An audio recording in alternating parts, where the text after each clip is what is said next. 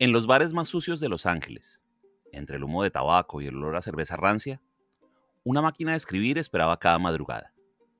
Sobre ella, unas manos marcadas por el alcohol y los trabajos precarios golpeaban las teclas con rabia contenida. Esas manos pertenecían a un hombre que encontró poesía en las cañerías rotas y dignidad en los seres marginados.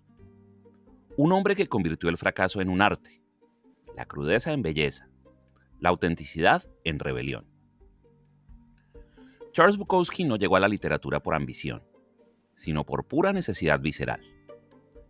Escribir fue su acto de resistencia contra un mundo que siempre le dijo que no valía nada. Cada poema era un grito escrito desde los márgenes. Cada relato, un himno a los invisibles. Su pluma transformaba lo grotesco en sagrado, lo sórdido en universal, lo rechazado en esencial, sin concesiones, sin intentar agradar, solo la verdad desnuda y cruda. Desde su infancia en las calles de Los Ángeles, Bukowski aprendió a observar el mundo desde la periferia. La violencia de un padre abusivo, el estigma del acné que marcó su rostro, la crudeza de crecer durante la Gran Depresión. Todo alimentó esa mirada única e implacable. Una mirada que rechazaba cualquier idealización, cualquier adorno superfluo, cualquier mentira piadosa. A través de Henry Chinaski, su legendario alter ego, transformó cada derrota personal en literatura pura. Las resacas interminables se volvieron metáforas existenciales. Los trabajos miserables se convirtieron en epopeyas del hombre común. Las noches en bares de mala muerte adquirieron la profundidad de rituales sagrados. No había espacio para la autocompasión, solo para la observación descarnada de la condición humana. Lo más extraordinario era su capacidad para encontrar belleza en los lugares más inesperados. En la conversación con un borracho en el último turno, en la rutina alienante de la oficina de correos, en la soledad de una habitación de alquiler con las paredes manchadas de humedad. Allí descubría la materia prima de su obra. Porque para Bukowski la autenticidad era el valor supremo, por encima de cualquier técnica literaria o reconocimiento. El éxito tardío, cuando ya pasaba los 50 años, no logró domesticarlo.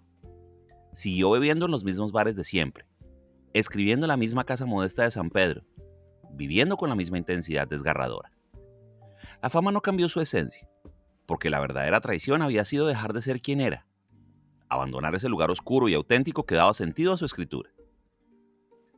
3 décadas después de su muerte, su obra sigue respirando en cada lector que se reconoce en sus páginas, en cada persona que ha sentido el peso abrumador del fracaso, la amargura del rechazo, la soledad de no encajar en un mundo de apariencias. Bukowski permanece como ese recordatorio necesario de que la literatura puede ser muchas cosas, pero sobre todo, debe ser profundamente verdadera. Su voz, áspera y llena de cicatrices, sigue cantando a los perdedores, abrazando lo imperfecto, encontrando luz justo donde otros solo ven oscuridad, porque a veces la belleza más conmovedora se esconde en la mugre más honesta. En Andernach, una pequeña ciudad alemana a orillas del Rin, nació Heinrich Karl Bukowski en 1920. Su padre, un soldado estadounidense de origen polaco, y su madre, alemana, pronto emigraron a los Estados Unidos buscando mejores oportunidades. Pero el sueño americano se convirtió en pesadilla en los suburbios de Los Ángeles. La Gran Depresión golpeó con crudeza a la familia. Su padre, frustrado y violento, descargaba su ira en el pequeño Henry.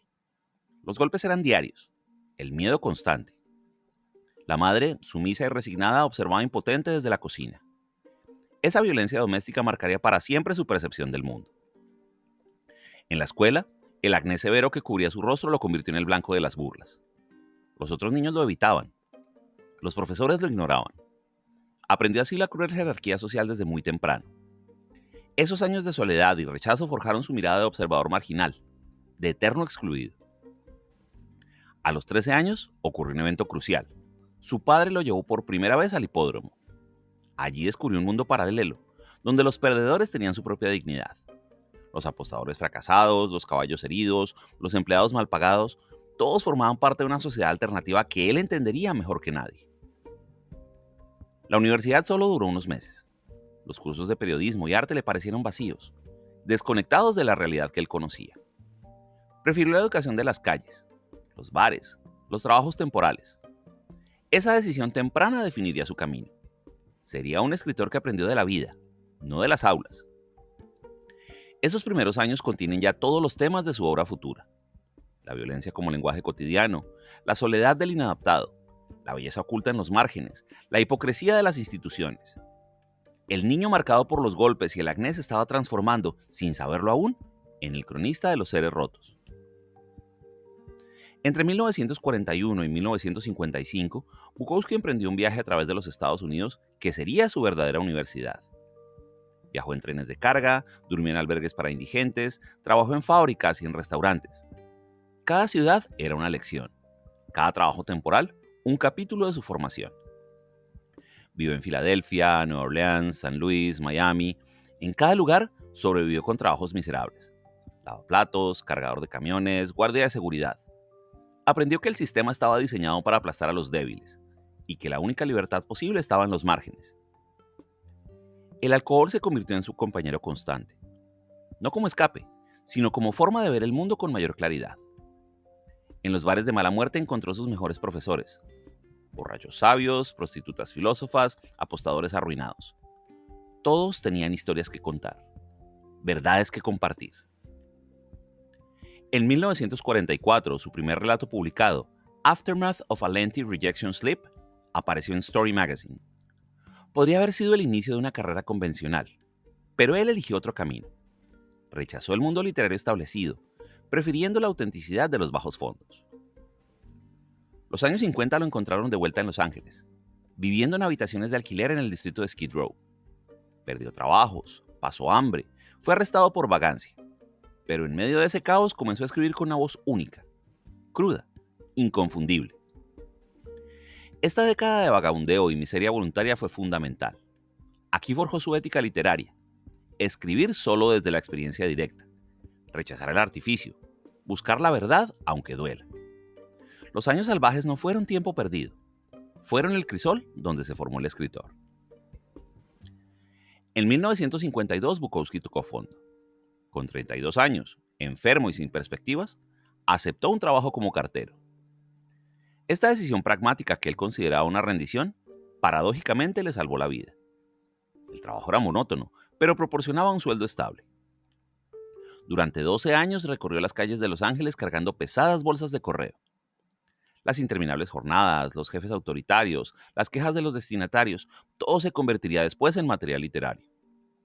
En la rutina postal encontró una extraña poesía, y en el agotamiento físico, la disciplina para escribir. Las noches y fines de semana los dedicaba a la máquina de escribir. En su pequeña habitación, entre botellas vacías y manuscritos, la escritura fluía con nueva intensidad. El empleo postal, aunque odiado, le dio la estabilidad necesaria para crear. En 1960 casi muere por una úlcera sangrante. La experiencia en el hospital marcó un punto de inflexión. Comprendió que estaba malgastando su vida en un trabajo que lo estaba matando. La escritura ya no era una opción, era una necesidad vital. Mientras trabajaba en correos, comenzó a publicar en revistas underground. John y Louise Webb, editores de The Naked Ear, se convirtieron en sus primeros defensores. Más tarde fundarían The Outsider, revista clave en su difusión. Estos años en el servicio postal fueron cruciales para madurar su voz literaria. La rutina, el contacto con todo tipo de personas, la observación desde su posición de invisible, todo alimentaba su escritura. Sin saberlo, acumulaba el material de sus futuras novelas. El rescate llegó de donde menos lo esperaba, de la institución que más criticaba. El servicio postal, símbolo de la burocracia opresiva, le dio el sustento que necesitaba para encontrar su verdadero camino. A veces, la salvación llega disfrazada de rendición. Henry Chinaski nació de la necesidad de convertir el dolor en arte, la vergüenza en dignidad, el fracaso en épica. Este alter ego se convirtió en el hilo conductor de la obra de Bukowski, un personaje que le permitía examinar su propia vida con la distancia necesaria para transformar en la literatura.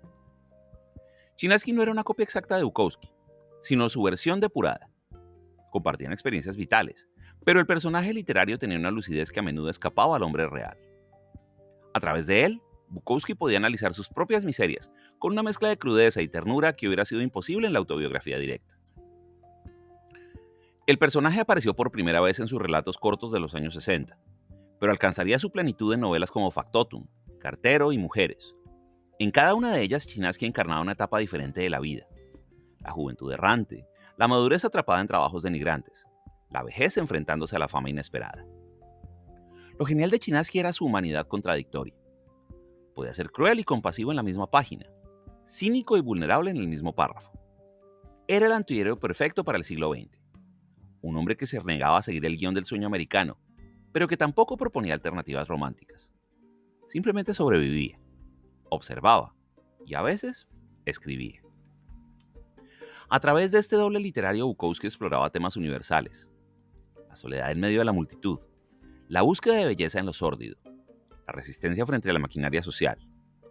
Chinaski se convertía así en el portavoz de todos los inadaptados, los que se sienten fuera de lugar en un mundo de normas absurdas.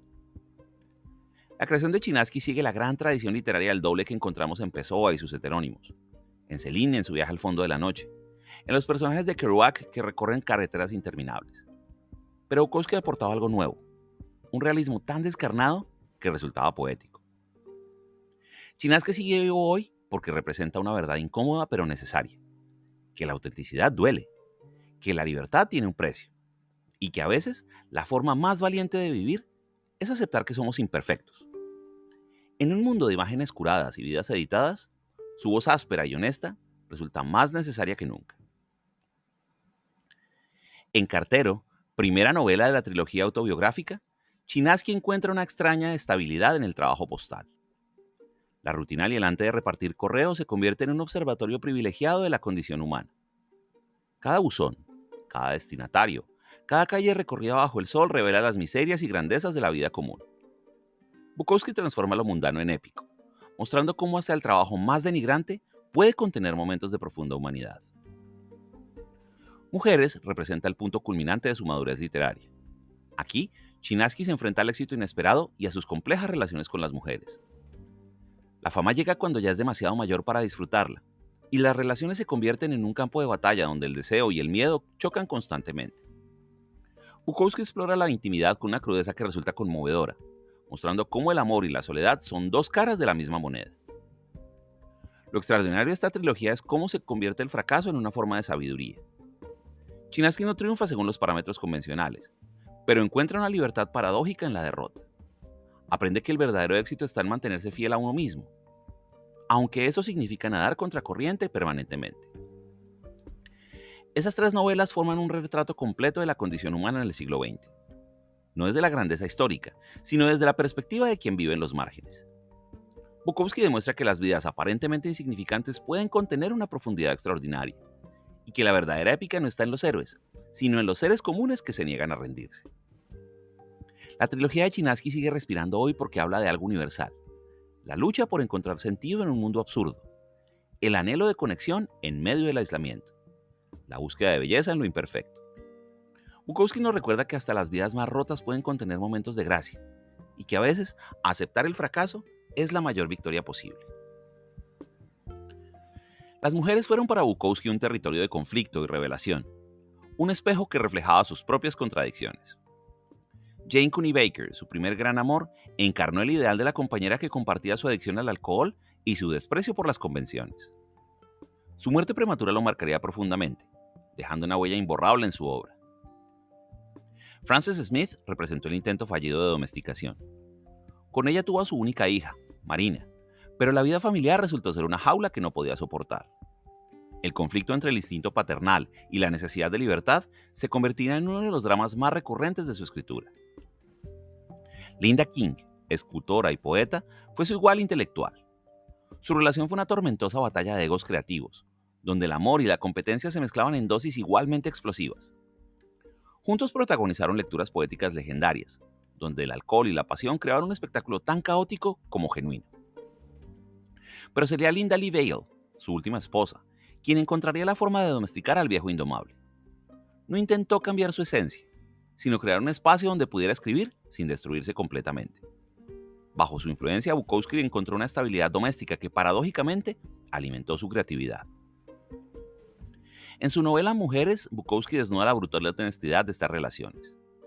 No hay romanticismo edulcorado, solo el registro descarnado del deseo, el miedo al compromiso, la necesidad de conexión y el pánico a la pérdida de libertad. Sus personajes femeninos son tan complejos y contradictorios como los masculinos, lejos de ser meros objetos decorativos. El amor en Bukowski nunca es fácil. Siempre es un campo de minas emocionales. Sus relaciones fueron laboratorios donde experimentaba con los límites del afecto y la autonomía. En cada mujer encontró un reflejo distinto de sí mismo, una lección diferente sobre la vulnerabilidad humana. Esta visión cruda pero compasiva del amor es quizás uno de sus legados más perdurables.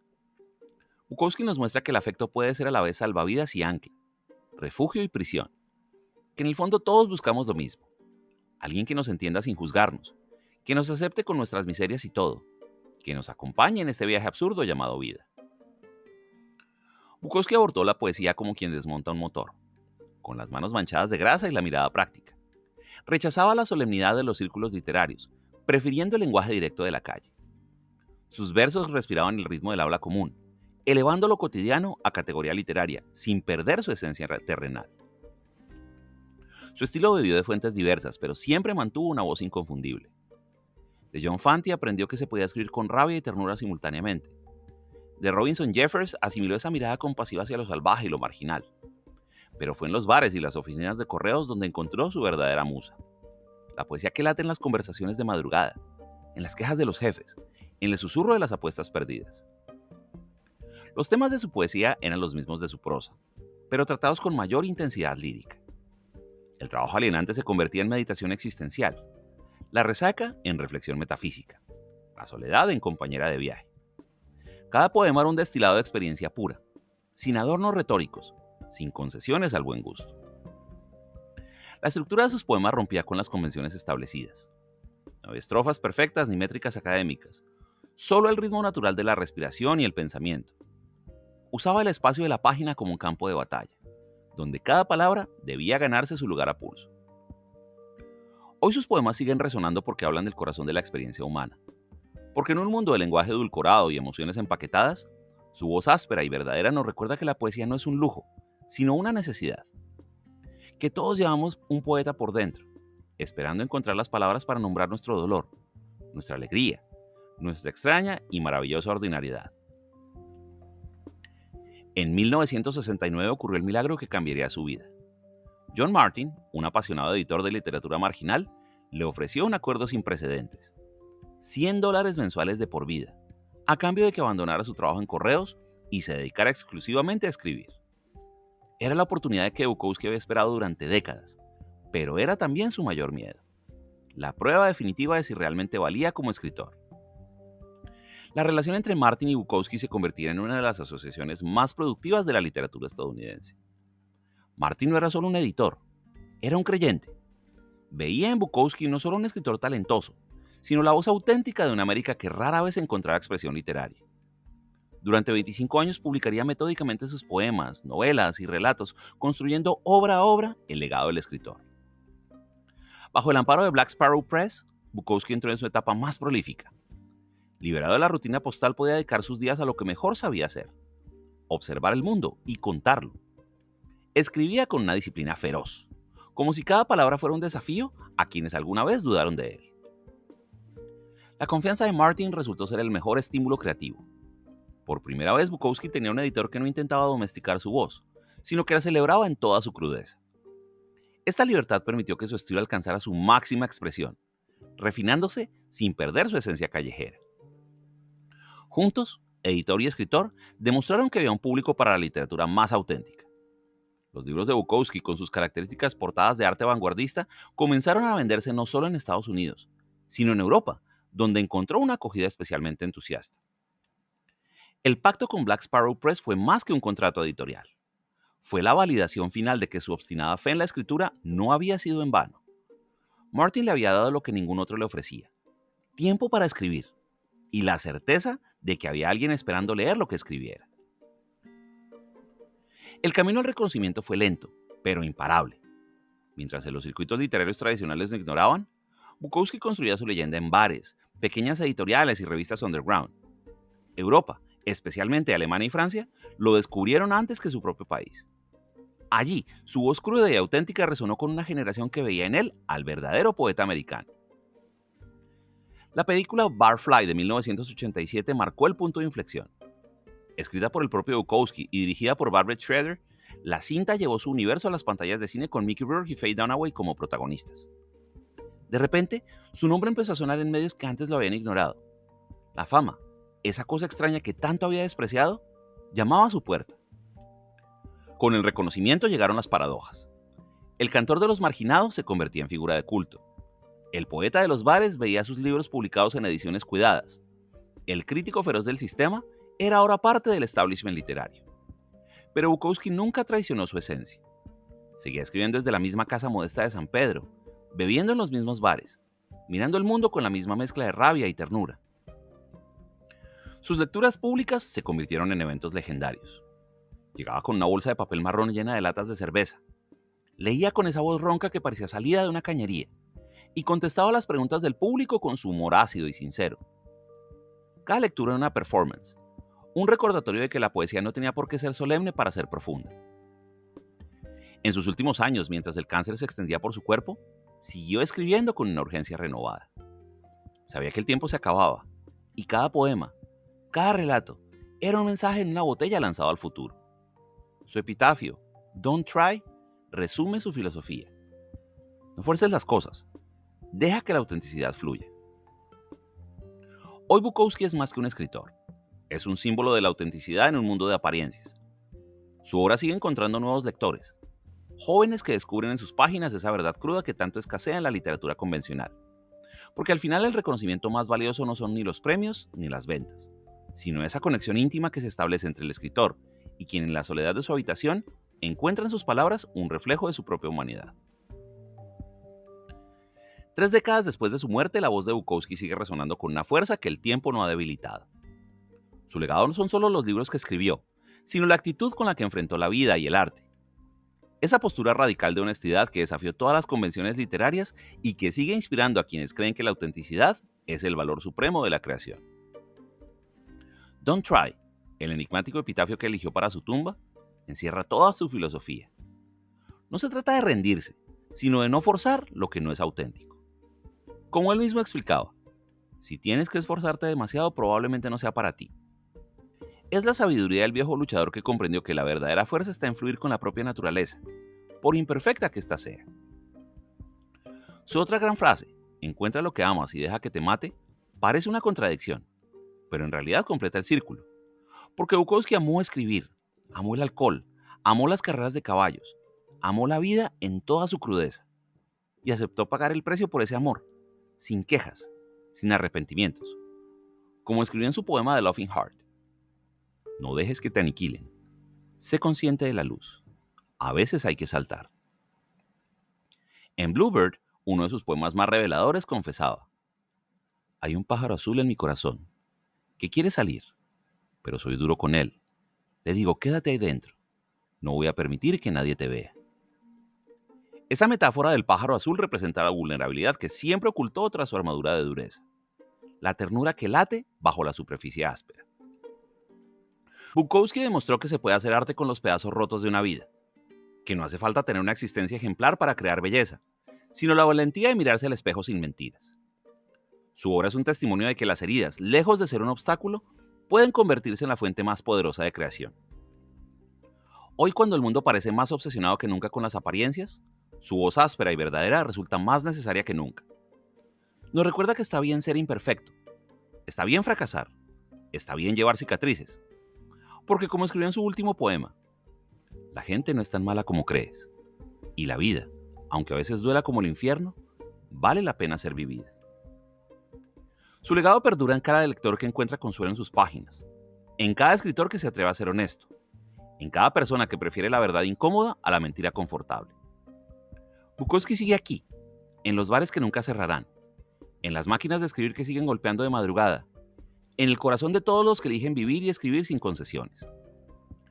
Porque al final, como él mismo predijo, los artistas verdaderos nunca mueren, simplemente se convierten en el polvo del que surgió su arte. Y ese polvo, queridos lectores, es el que respiramos cada vez que abrimos uno de sus libros. Gracias.